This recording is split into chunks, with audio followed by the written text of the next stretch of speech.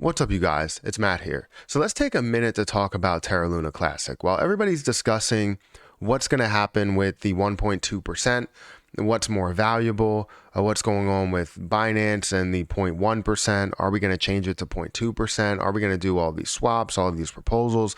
We have all of these things that we're discussing, and there's a lot of stuff, and it's great to be able to see all of that activity. But people want to know the truth behind like the 1.2%. Now, I'm not saying that I physically know the truth. I'm trying to gather in all the information possible. But when I look at the 1.2%, when I look at, sorry, my phone is going off for some reason. When I look at, the tax, the burn tax, when I look at what Binance is doing, I got to understand what are the reasons to why they decided to do it or not do it. So before we get into this, make sure you guys hit the like button. Also hit the subscribe button for more videos just like this one. And make sure you check out some of the links down below. It does help out the channel quite a bit. Also, if you guys want to follow my Patreon, that link is down there in the description. And don't forget about my my Twitter at Perry8K. You can follow me there, or you can just click the link down below. But we're here to talk about Terra Luna Classic. Now, I'm not going to go through what's happening with Terra Luna Classic right now. Maybe I can do that in a future video, but I do want to do like an update mainly every day. I want to give you guys where the price is and all that other type of stuff that you want to hear. But this video is more in line with just trying to figure out the information behind the 1.2%, the detail as to why they would decide to do it or not do it. Now, the one thing that we know that is constant, that is here, is the 1.2% for on-chain burns, on-chain transactions. And we've noticed that on-chain transactions have decreased a hell of a lot. And I was trying to figure this out. Why are we seeing it decrease? And people are saying, hey, it's because the 1.2%. People wanted to buy beforehand. But then I started to dig in a little bit more and understood that exchanges were having limits on withdrawals, but not limits on deposits. So most people were putting their money into Binance, buying BUSD or something, buy BNB, and then doing spot trading. Trading from BNB to Lunic, or from BUSD to Lunic, or whatever they're looking to do, which is at that time not taxable, right? Or didn't include the 1.2%. And if it did include any percentage, it would be the 0.1%. So then I started to look into it and I was like, is this a form of greed, do you think?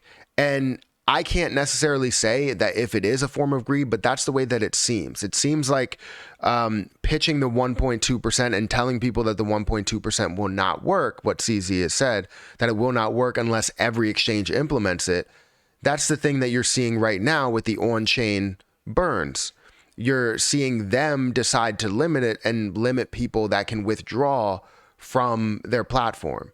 So you're only seeing 26 billion coins that are being traded versus 260 billion coins that are traded, right? It's the difference of 260 million coins that end up getting burned off and, 1 billion coins or something like that end up getting burned off, right? Or 2 billion coins that end up getting burned off. So there's a huge difference between that. And when you have that difference, people start to speculate. And just like me, I'm speculating right now. It's not 100% that that's the way that they look at it, but it is a form of greed.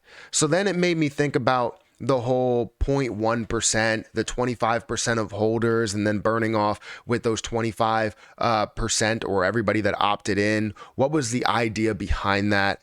And realistically, it's more greed, and it's bringing what he said to light. What CZ has said to light, where CZ has said that if we don't see 100% of the holders, or no, 100% of the exchanges, not 100% of the holders, 100% of the exchanges, if we don't see them decide to implement the 1.2%, then we're not going to be able to see the volume that we want to see. We're not going to see, the burns happen the way we want to. And I would agree. But he's kind of showing that he was right there. But it does come from a form of greed, because if you think about it, if CZ decided to do it with 60% of the volume, that means that he would be giving up a lot of his position while everybody else is not. And what do I mean by his position?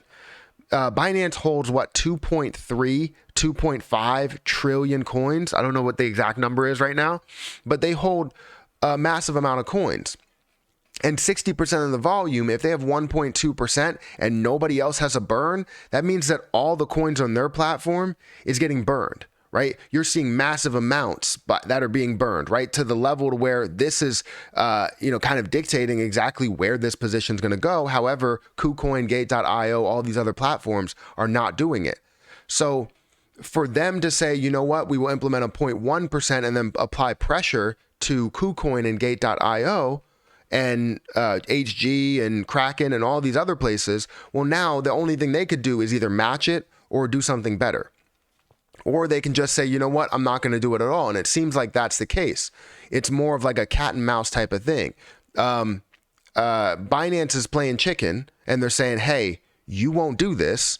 And if you do it, then and you one up me, you're going to end up burning off your coins faster than I'm going to burn off my coins, right? So I'm going to hold more value, and whatever I decide to do with this, I can do with it. So ultimately, when you look at every single piece, every single decision that has been made, and I'm not spreading FUD or spreading negativity, it's been created by greed, right? CZ, yes, he's a smart businessman. He cares about his bottom line, and that's understandable. And that's where greed comes from.